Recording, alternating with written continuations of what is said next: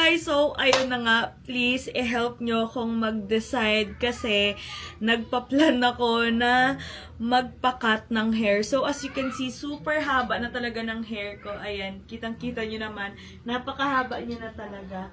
Ayan. And sobrang tagal ko talaga tong pinahaba, guys. Like, ilang years ako nagpahaba ng hair.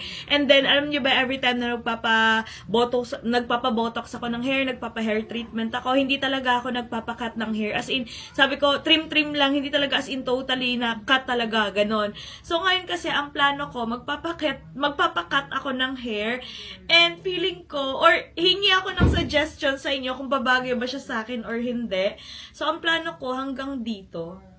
Di ko sure kung babagay sa akin, pero sana ma-help nyo akong mag-decide kung babagay ba sa akin yung medyo, hindi siya totally short hair, yung medyo ano lang, ganyan. Wait lang Papakita ko sa inyo guys kung gaano kahaba or gaano kahaba yung ipapaputol ko. Matagal na rin talaga ako gusto magpa-cut ng hair guys. Kaso, parang naano ko kasi ilang years ko tong pinahaba, tas ikakat ko lang siya ng ganun-ganun. Pero ngayon, parang feeling ko gustong-gusto ko na magpa-cut. Kaya hingi ako ng suggestion sa inyo kung babagay kaya sa akin yung mahabang hair. So yeah, let's see. Wait lang guys Please, sana ma-help nyo ako mag-decide. So, ganito guys. Ganito lang kahaba sana ipapaputol kong hair. Ayan. Mga ganito. Ganito na lang kahaba yung hair ko. Babagay kaya sa akin? Or, i-continue ko lang yung pagpapahaba ko ng hair. Nahirapan talaga akong mag-decide like legit. Kung babagay ba siya sa akin. Ayan. Pero dapat wait lang guys Kung ipapaputol ko siya, siguro hanggang ganito. Ganito. Wait lang Minsan kasi ayoko na rin talaga ma-bored kasi kung ano-ano na yung pumapasok sa isip ko.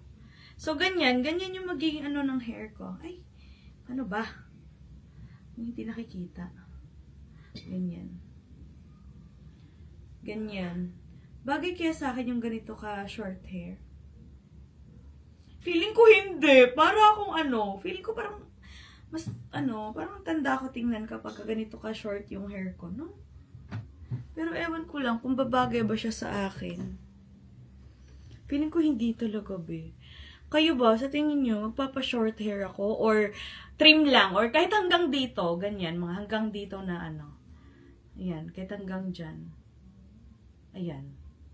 Or kahit ganyan lang. Sa tingin nyo guys, magpapa-short hair ako or hindi? Comment nga kayo, tulungan nyo ako mag-decide. Go!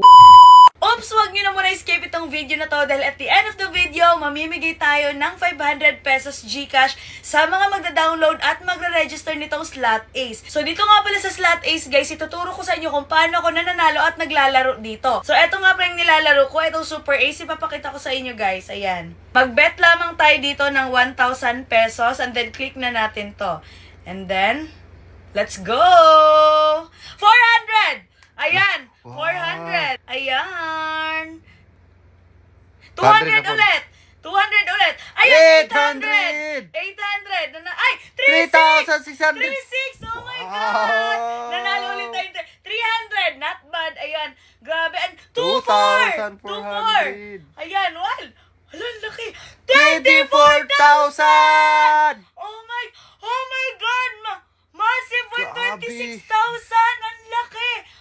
Oh my God! Kaya sa mga gusto manalo at maglaro, i-download nyo na ang Slot Ace na sa comment section ng link at mag-register na rin kayo. Maglagay lang kayo ng proof na kayo ay nag-register at nag-download. Baka kayo na ang mapipili ko sa ating 500 pesos GCash na ipapamigay ngayon. At kung gusto nyo nga mag-download at mag-register, merong link dyan sa comment section, i-click nyo lang yan.